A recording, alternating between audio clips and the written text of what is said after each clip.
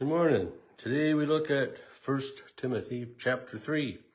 And here Timothy talks about bishops and deacons, people who have leadership positions within the church.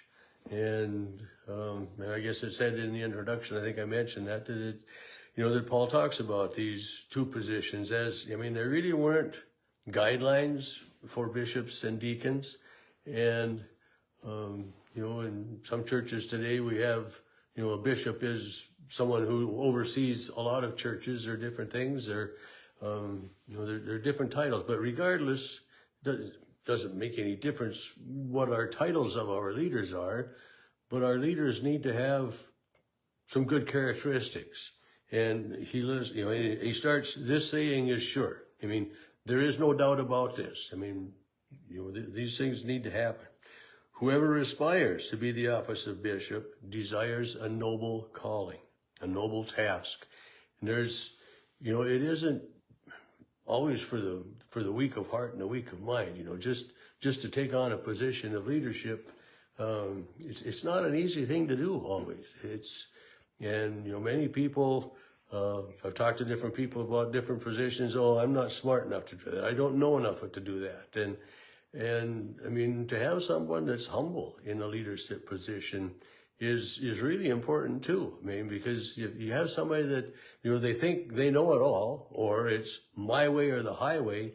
Those aren't the kind of leaders that bode well for a church, for church development, for people to feel good about coming. If it's my way or the highway, that's not a good leadership trait. But so, Paul lists some, of the qualities, some of the characteristics that we should look for in a leader. And again, it isn't just a church leader, but a leader in any position. Above reproach. And then he says, married only once. Well, in today's society, that would eliminate an awful lot of people, but temperate, sensible, respectable, hospitable, an apt teacher, not a drunkard, not violent, but gentle, not quarrelsome, and not a lover of money. Not somebody who's going to get big-headed, not somebody that puts things above the people that the bishop, he or she is serving. And, in chapter 2, I mentioned this on Saturday, Paul talks about, but with good works, as is proper for women, let the woman remain in silence. He doesn't say anything about women in the role of bishop, but he does in the next paragraph about the role of deacons. Deacons must also be of the same qualities and characteristics as the bishop. And then verse 11 says, women likewise must be serious, not slanderers, but temperate, faithful in all things. So a woman, it sounds like, could be a deacon, and a deacon is a leader in the church. So, just a few verses earlier, Paul's saying that, women shouldn't have any role, and now it's changed. So, it just kind of makes me wonder, probably makes you wonder too a little bit, but, how these things happen. But talking about, the leadership characteristics and qualities of both this bishop and the deacon, they must manage their household well. If you don't manage your own household well, how are you going to manage something else well? If you can't keep track of your own finances, how are you going to keep track of the finances of the church, of the congregation, of whatever? And then verse 6 is, he must not be a recent convert. You don't, to be the chairman of your congregation or something, you really don't want somebody that's never served on council before or doesn't really know anything about it. And I've seen cases where that has happened. And, this person is overwhelmed, hasn't been on council, hasn't seen what's going on, and then all of a sudden is expected to be the leader. And sometimes within that structuring too, this person that is chairman or president or whatever, again, takes on that my way or the highway idea. And if we can't do it this way, or does 95% of the speaking and of the promoting of the ideas, the bringing forth of the ideas. That's not the way it should be. The leader is there to guide the conversation, make sure the conversation stays on track, and and in the case of a tie of all of the voters and stuff, well, then can break a tie vote. But a good leader is first a listener and someone who encourages others to be able to share their gifts and stuff as well. So, and this, to this idea of, he says a new convert, but I'm just going to say a new position to that leadership. I mean, I'm on the township council. And at the first meeting that I was on the council, I was asked if I wanted to be the chairman of the supervisors. And I said, no way. I mean, I don't know anything about this. I definitely don't want to be the chairman. And I'm content to let others have those leadership positions. That's just fine with me. And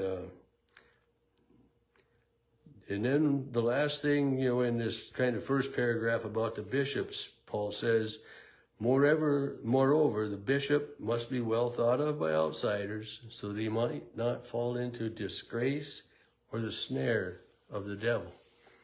And so, when your leader needs to be someone that has community respect, that is known by community, that the people of the community know that this person can be counted on and stuff as well, and we don't really take an awful lot of this into consideration because it's, you take the job, it's yours, and we have so much problem in our churches to get people to agree to serve on council or to be a Sunday school teacher or to do, whatever. Well, in some of our smaller churches, there's not a choice. There's just, not enough people for all the jobs that there are. So everybody chips in. And sometimes I think that's an advantage, Sometimes these, bigger congregations struggle from too big, and then everybody's saying, well, somebody else is going to do that, or somebody else can do that, whichever.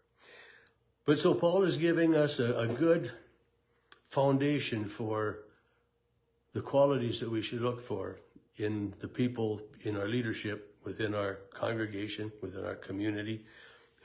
He talks about bishops and deacons, and we don't really talk so much about bishops within our congregation, but within a larger, denomination task, we probably will.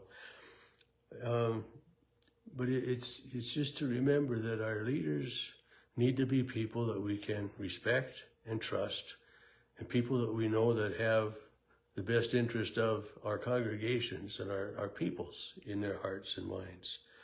The last thing that Paul does in chapter 3 again is to say, I hope to come to visit you soon.